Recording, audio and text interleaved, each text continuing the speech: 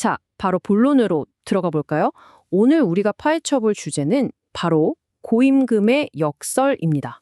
흔히들 시간당 돈을 엄청나게 많이 주면 그냥 돈 낭비라고 생각하잖아요. 근데 오늘 그 뻔한 오해를 한번 시원하게 깨부숴 보려고 합니다. 여러분께 좀 도발적인 질문을 하나 던져볼게요. 엄청나게 높은 시급을 지불하는 건 무조건 돈을 길바닥에 버리는 걸까요? 보통 누군가에게 딱 1시간 일했는데 엄청나게 큰 돈을 쥐어준다고 하면 아유 저거 비효율의 끝판왕이네 하시겠죠. 하지만 진짜 그럴까요? 오늘 이 이야기를 듣고 나면 노동, 시간, 그리고 보상에 대한 여러분의 생각이 완전히 뒤집힐지도 모릅니다. 이 흥미로운 질문에 대한 답을 찾기 위해서 우리 다 같이 거대한 중대형 조선소 현장으로 한번 가보시죠. 여기서 작업자들은 소위 1K 컨테이너선이라는 배를 만들고 있었는데요. 이게 참 배 안의 공간이 기가 막히게 좁습니다. 특히 메인 샤프트를 설치하려면 샤프트 터널, 그러니까 스턴튜브라고 불리는 곳 안쪽 깊숙이 들어가서 얇은 동파이프를 연결해야만 하는 아주 필수적인 선행 작업이 있었죠. 그런데 여기서 진짜 치명적인 문제가 터집니다.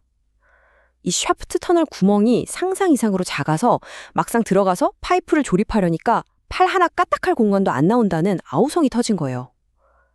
심지어 체구가 꽤 작은 한 작업자분은 폐쇄공포증 때문에 도저히 못 들어가겠다고 손을 들어버렸습니다.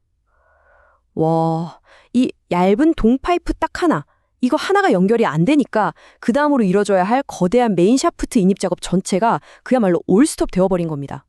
엄청난 병목 현상이 발생한 거죠. 여기서 참 골치 아픈 조선업계의 구조적 딜레마가 등장합니다. 하도급 업체에 일을 맡겼는데도 정작 작업이 늦어지면 그 화살은 고스란히 그걸 관리하는 원청사 관리자에게 돌아간다는 거죠.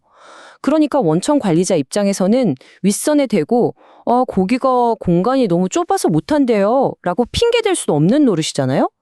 누구한테 책임을 떠넘길 수도 없고 지금 당장 그 숙먹히는 공간에 들어가 줄 누군가가 미치도록 절실한 상황이 된 겁니다. 지푸라기라도 잡는 심정으로 원청 관리자가 협력사 반장님들을 찾아가서 사정을 했죠. 다행히 한 반장님이 오케이 하고 나섰습니다. 그런데 이 반장님이 내건 협상 조건이 진짜 흥미롭습니다. 좋아요, 제가 하죠. 대신 이거 엄청 빡센 작업이니까 나 이거 끝나면 뒤도 안 돌아보고 바로 퇴근할 겁니다. 재밌는 건 이 반장님 키가 175cm나 됐거든요. 관리자는 아니 저 체격에 저기 들어간다고? 의심했지만 뭐 찬밥 덤밥 가를 처지가 아니었죠. 자, 결과가 어땠을 것 같으세요? 놀랍게도 그 반장님, 그 끔찍한 고난도 작업을 1시간도 채 안 돼서 아주 깔끔하게 끝내버렸습니다. 그리고 진짜 자기 말대로 쿨하게 짐을 딱 챙겨서 하루 8시간치 일당인 20만 원을 고스란히 챙겨서 당당하게 퇴근해버렸죠. 네, 맞습니다. 딱 1시간 일하고 20만 원을 받아간 거예요. 겉보기엔 그냥 미친 고임금 같죠? 1시간에 20만 원이라니요? 하지만 여기서 우리가 주목해야 할 진짜 핵심은 이겁니다. 이 20만 원이 어떻게 그 거대한 병목 현생을 순식간에 박살냈는지 말이죠. 생각해보세요.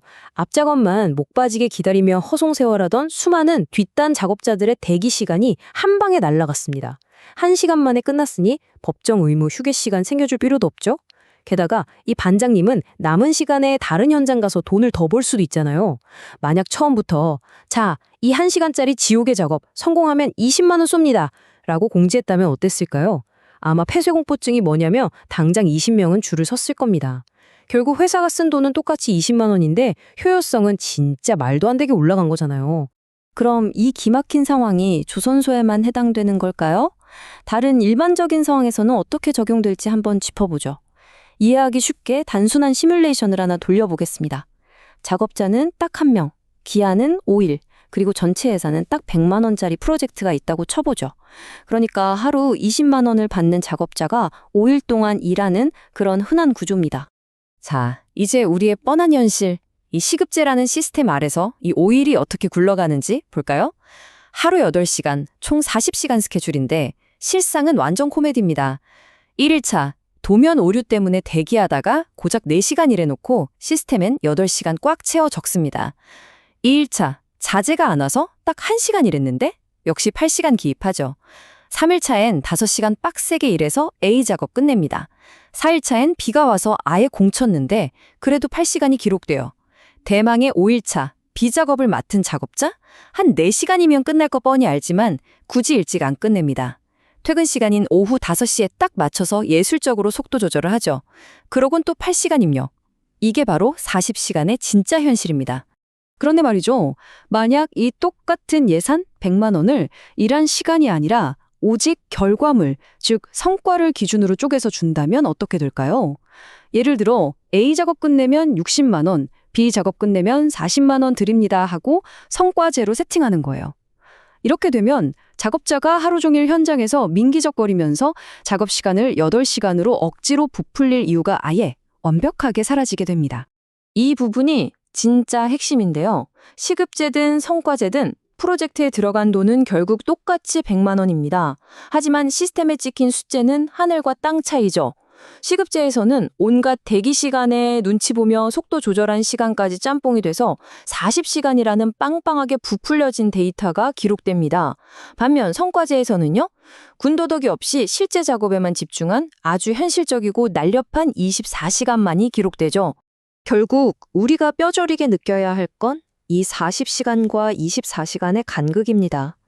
시급제라는 명목 아래 발생한 저 쓸데없는 16시간의 차이. 저거 절대 생산적인 노동이 아니에요. 도면 멍하니 기다리고 자재 오길 기다리고 비 그치길 기다리고 심지어 퇴근 시간에 맞추느라 일부러 느릿느릿 일한 시간들. 그저 생산적 노동이라는 그럴싸한 가면을 쓰고 철저하게 버려진 낭비의 시간일 뿐이라는 겁니다. 자, 이제 여러분의 일터 혹은 여러분의 비즈니스를 한번 가만히 들여다보세요. 스스로에게 아주 솔직하게 물어보는 겁니다. 우리는 지금 진짜 성과와 결과물에 돈을 내고 있는가? 아니면 그냥 엉덩이 붙이고 앉아있는 그 부풀려진 시간에 돈을 퍼주고 있는가? 단순히 시간당 얼마를 줘야 하냐며 옥신각신할 게 아니라 그 돈이 과연 어떤 진짜 가치와 결과를 가져오는지 그 판을 완전히 뒤집어서 생각해봐야 할 때가 아닐까요?